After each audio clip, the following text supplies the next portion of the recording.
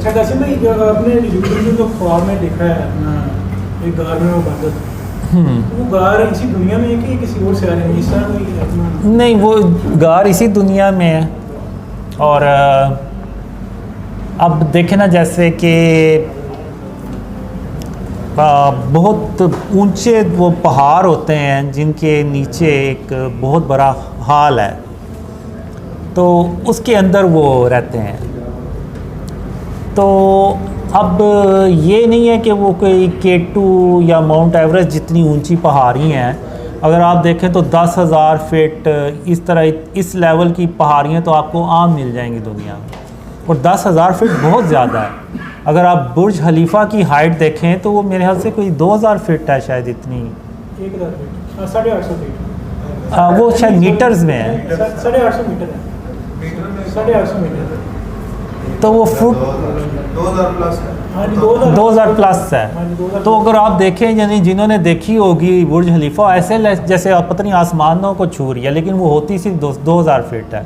तो जो 11,000 फीट या 10,000 फीट के जो पहाड़ होंगे वो कितने ऊंचे होंगे, और उन पहाड़ों के अंदर कोई हाल बना हुआ है, उसके अंदर वो याजूज माजूज रह रहे हैं, और वो सदियों से रह रहे हैं उधर। तो वो ये नहीं है कि अंदर हाथ पे हाथ रख के बैठे हुए हैं कि अच्छा जी दीवार टूटेगी तो हम निकल आएंगे बाहर, नहीं। वो अंदर पूरी कोशिश करते हैं और मुसलसल कोशिश करते हैं।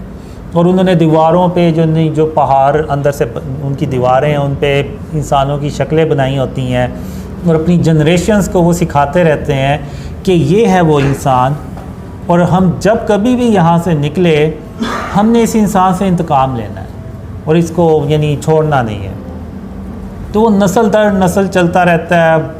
अब एक साइंस भी है कि एक चीज़ पे जब आप मुसलसल एक्सरसाइज करते रहें तो आपके बॉडी के मसल स्ट्रॉन्ग होते चले जाते हैं। तो वो सदियों से ये काम करते आ रहे हैं, तो हो सकता है उसमें उनके बाजू टांगों में इतनी ताकत आ जाती हो।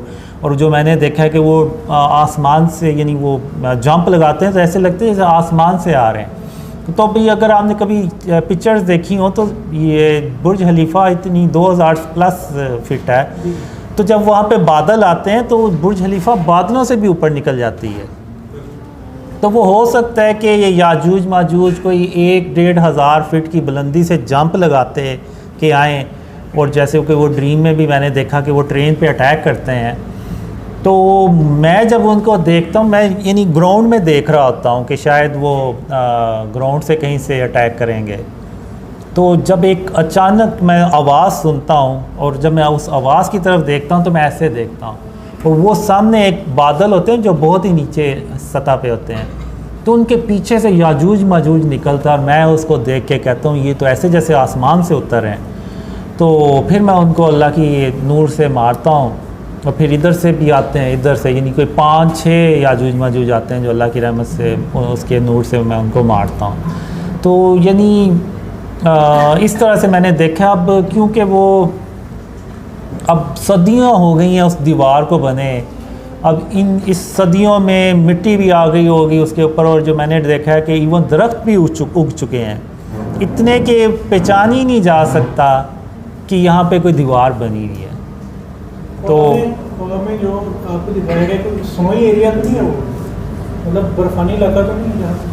नहीं, बर्फानी नहीं है। मैंने ग्रीनरी देखी है, ग्रीनरी देखी है उधर। तो ऊंचाई हाइट वाला जो है वो कन्फर्म है कि वो हाइट से उतरे, क्योंकि शायद इस बारे में एक हदीस भी है इसका मतलब है कि वो हर तरफ से बुलंदियों से उतरते हुए नजर आए। सही। तो जो आपने ये एक भाई का सवाल है,